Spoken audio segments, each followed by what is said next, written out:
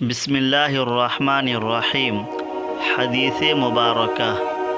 میں ایسا شخص تھا جسے جریان مضی کی شکایت تھی، تو میں نے اپنے شاگرد حضرت مقداد رضی اللہ تعالی عنہ کو حکم دیا کہ وہ رسول اللہ صلی اللہ علیہ وسلم سے دریافت کریں، تو انہوں نے آپ صلی اللہ علیہ وسلم سے اس بارے میں پوچھا۔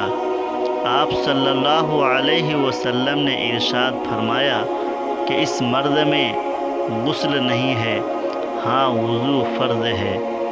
یہ حدیث نمبر 132 ہے۔ حضرت امام بخاری رحمۃ اللہ علیہ اپنی کتاب صحیح بخاری شریف میں اس حدیث شریف کو نقل کیے ہیں۔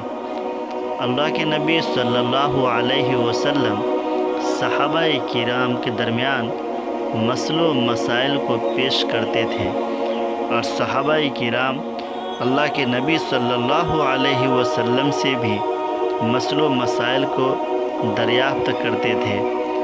اللہ کے نبی صلی اللہ علیہ وسلم سارے مسئلے کا حل بتایا کرتے تھے۔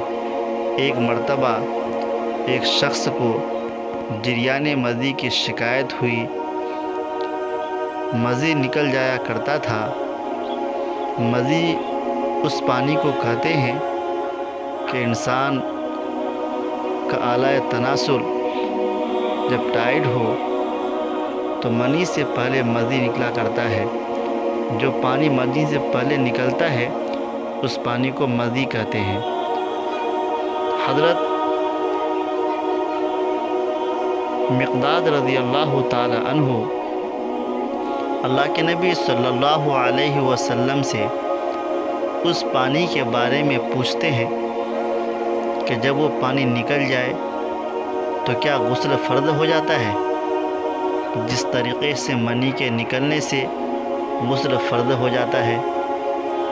آپ صلی اللہ علیہ وسلم نے ان کو بتائے کہ مضی کے نکلنے سے غسل فرض نہیں ہوتا، بلکہ باوضو انسان بے وضو ہو جاتا ہے، یعنی وضو فرض ہو جاتا ہے، یعنی وضو ٹوٹ جاتا ہے۔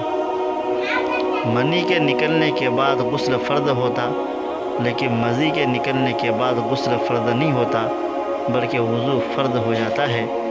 تو صحابہ کرام اس روایت کو نقل کیے اور پوری امت تک پہنچانے کی کوشش کی، اور پھر اس روایت کو تو امام بخاری اپنی کتاب میں نقل کر کے پوری امت تک پہنچانے کی کوشش کی ہے۔